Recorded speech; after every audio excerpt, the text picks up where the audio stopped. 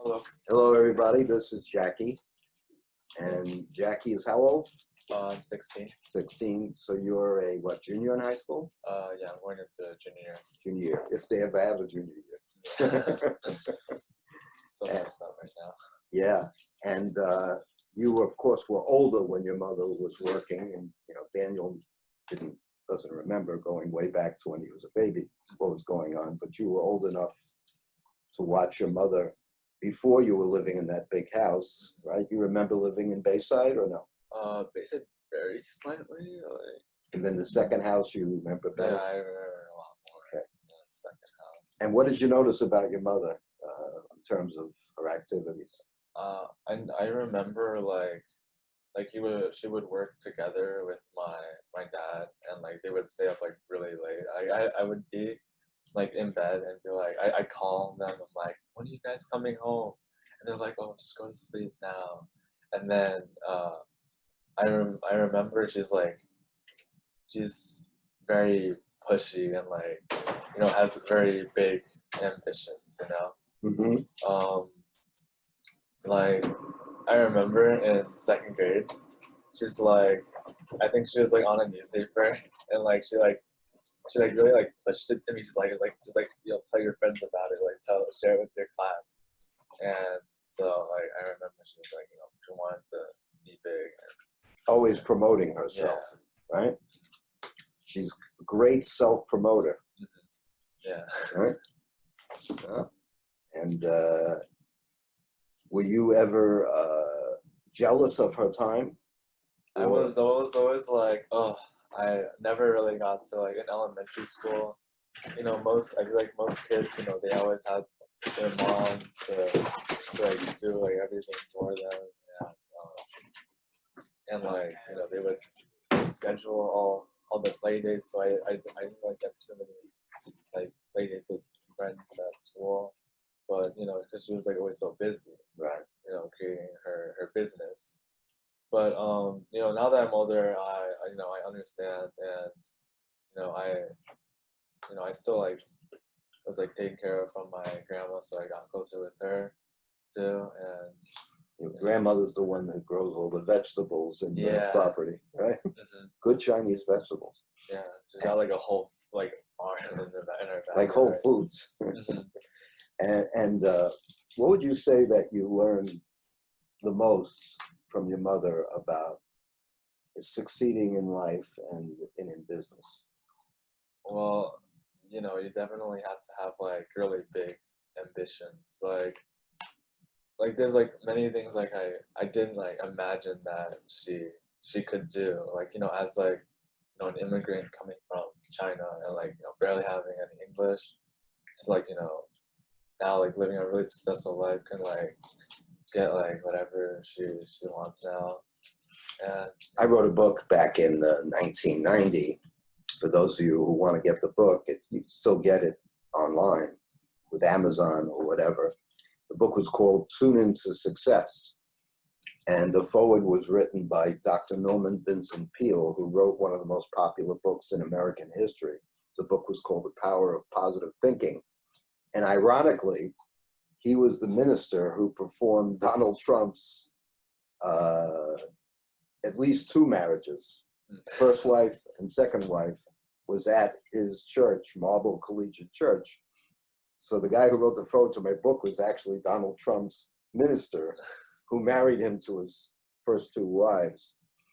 And in that book, I have the statement that says, it is better to have a big target and to miss it than to have no target and to hit it. Get that one? yeah. So if you aim at nothing and you hit nothing, you'll get nothing. If you aim for the moon and you miss it by a little bit, at least you'll get a star. Maybe not the moon, but maybe a star. So it's better to reach higher, and even if you miss, you'll still do pretty good. But if you have no ambition, then as Yogi Berra said from the Yankees, if you don't know where you're going, you'll get there, or something like that. Yeah. So what would you say is your mother's greatest skill in selling real estate? Like I said before, she's like, very, very pushy. She wants to like, get it done. A pushy real estate broker? That's impossible. I'm kidding. So, she's very, I guess, she keeps at it and, just tries, just keeps trying. Hmm. And yeah, so she's like very, I guess, determined to, succeed. And she has like a lot of, she like really believes in herself. She has like a lot of faith in herself. So yeah, that's, very important. Like for me, I don't know, like I don't really like have like the highest, like I don't really like think I could do anything. Confidence, you mean? Yeah, I don't really have like the greatest like, confidence. So my mom's like, oh, you can do like this, like, and I really adore her for that. Hmm. Well, your confidence develops with more experience. Obviously, first time you get on a horse, you don't have a lot of confidence, or even a bicycle. But as you begin to ride, you get more and more confidence. So you have to first have the guts to get on the horse. If you never get on the horse, you're not going to ride. And what would you say if you were talking to somebody who wants to buy or sell a house, and you were trying to sell your mother's service to them? What would you tell them? I guess I would say like, my mom's very successful woman. She really knows what she's doing now. She has like a lot of experience now. So in other words, if you hire my mother, she will annoy the person so much that they will finally say, okay, I'll sell the house or I'll buy the house. I mean, I guess that's the only way to do it, yeah. They always say that if you want to eat an elephant, you have to do it one bite at a time, little by little. And I remember giving a seminar, because I used to do motivation seminars for real estate salespeople in the old days. And I remember the story of the real estate salesman who knocks on the door, and a woman says, "Get out of here. I'm sick of real estate people bothering me." And she slams the door in the real estate salesman's face. And so what does he do? Instead of giving up, he walks around to the back of the house and knocks on the door. And the woman opens the door and says, "What the hell do you want? I told you to get out of here." And he says, "Well, I was hoping you could help me because there's a very angry lady in the front of the house, and maybe you'll be more reasonable from that woman." And so she laughed. And when you can get somebody to laugh, then their anger diffuses and goes down. Yeah. Make sense? Yeah. And that's why you have to have persistence, but persistence with class and a little bit of style, so that you're not totally annoying. Mm-hmm. Yeah. And that's a fine line you have to walk. But in closing, what is the thing that you're most grateful to your mom about?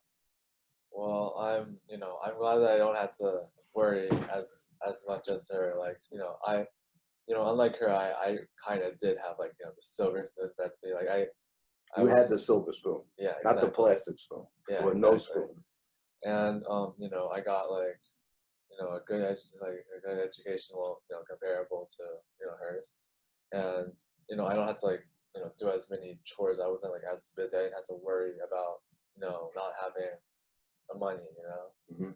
So I'm like grateful that I'm able to have a like non-worrisome childhood, Mhm. and I can just like focus on my future. So she's giving me a better future. You don't have to worry about paying all the real estate taxes. Yeah. All right, well, I'm glad everyone got a chance to see this very engaging Chinese family.